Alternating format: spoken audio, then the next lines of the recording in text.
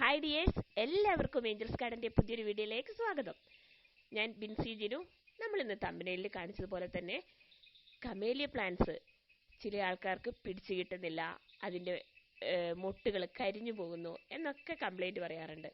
അപ്പോൾ എല്ലാ നാട്ടിലും നമ്മുടെ കമേലിയ പ്ലാന്റ്സ് പിടിച്ചു കിട്ടുമോ എന്നൊക്കെ പലരും ചോദിക്കാറുണ്ട്. അപ്പോൾ നമ്മുടെ നാട്ടിലൊക്കെ കമേലിയ പ്ലാന്റ്സ് പിടിച്ചു കിട്ടും, നന്നായിട്ട് ഫ്ലവർ ഉണ്ടാകുകയും ചെയ്യും.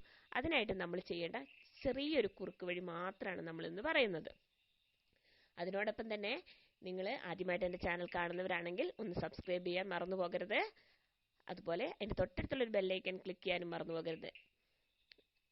പിന്നെ ഈ കമേലിയ പ്ലാന്റ്സ് ഒക്കെ ചെറിയ പ്ലാന്റുകൾ നമുക്ക് അവൈലബിൾ ആണ്.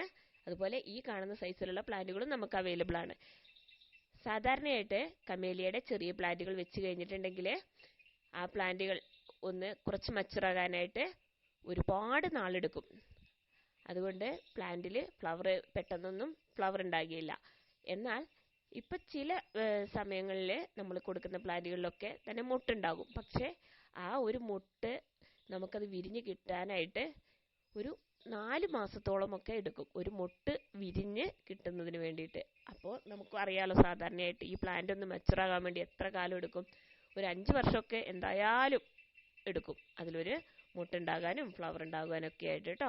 അപ്പം മൊട്ടുണ്ടായിട്ട് അത് കരിഞ്ഞു പോകുന്നുണ്ടെങ്കിൽ നിങ്ങൾ എന്നും ഈ പ്ലാന്റിന് വെള്ളം ഒഴിച്ചു കൊടുക്കാനായിട്ട് ശ്രദ്ധിക്കണം. അതുപോലെ തന്നെ ഇതിൻ്റെ pH ലെവല് കറക്റ്റ് ആക്കാനായിട്ടും ശ്രദ്ധിക്കുക.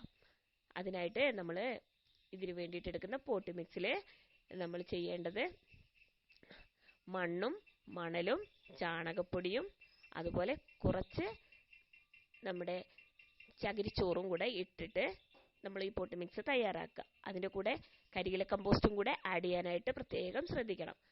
അതിൻ്റെ കൂടെയായിട്ട് നമ്മൾ നമ്മുടെ കോഫി പൗഡർ കുറച്ച് ആഡ് ചെയ്ത് കൊടുക്കുക.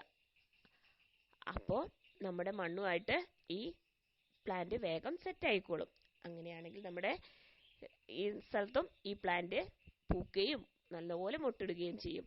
പിന്നെ മൊട്ടിട്ട് കഴിഞ്ഞിട്ടുണ്ടെങ്കിൽ അപ്പം തന്നെ കംപ്ലൈൻറ്റ് പറയാൻ നിൽക്കരുത്, അത് പൂത്തില്ല, ഫ്ലവർ ആയില്ല എന്നും പറഞ്ഞിട്ട്.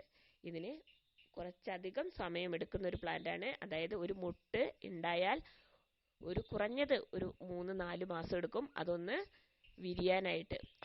ഇതിൽ ഫ്ലവർ ഉണ്ടാവാനായിട്ട് നമ്മൾ DAP ഇടയ്ക്ക് ഇട്ട് കൊടുക്കുന്നത് നല്ലതാണ്.